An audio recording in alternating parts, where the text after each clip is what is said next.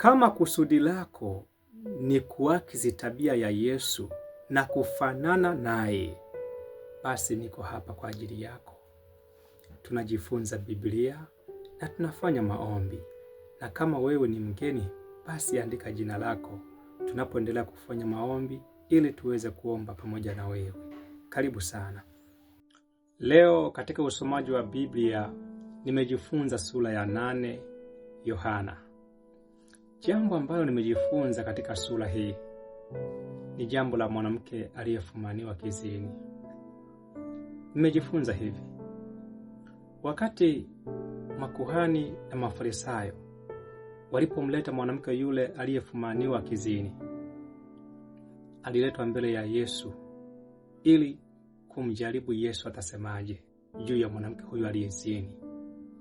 Na mwanamke huyu alikuwa mbele za Yesu, na sheria ya Torati ilidai ya kwamba mwanamke anapofumaniwa kizini, sheria ilidai kumpiga mawe na kufa. Na ndipo Yesu aliwaangalia. Alipoangalia Yesu akawaambia jambo moja: miongoni mwenu kama kuna mtu ambaye hajawahi kutenda dhambi, hajawahi kufanya dhambi, awe wa kwanza kumtupia jiwe. Yaani inamaanisha kwamba miongoni mwenu kama kuna mtu ambaye hajawahi kuzini kabisa, basi awe wa kwanza kumrushia jiwe.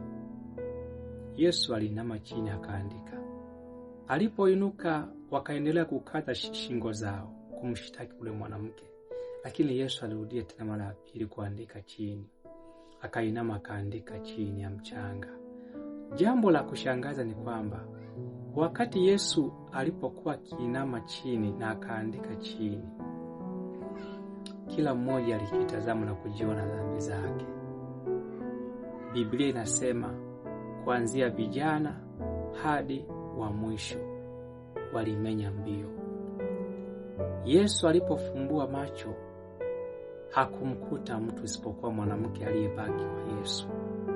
Nikajifunza jambo la pekee sana, ya kwamba kuna wakati ninaposoma Biblia hii, ninapojifunza Biblia inanionyesha madhaifu yangu. Biblia inafunua dhambi zangu. Jambo la msingi, usikimbie, maana Yesu yuko pamoja nawe, yuko miguuni pako. Jambo la msingi ni kumwomba msamaha. Kama kweli ulitenda dhambi, ulifanya kosa, ni kumwomba msamaha.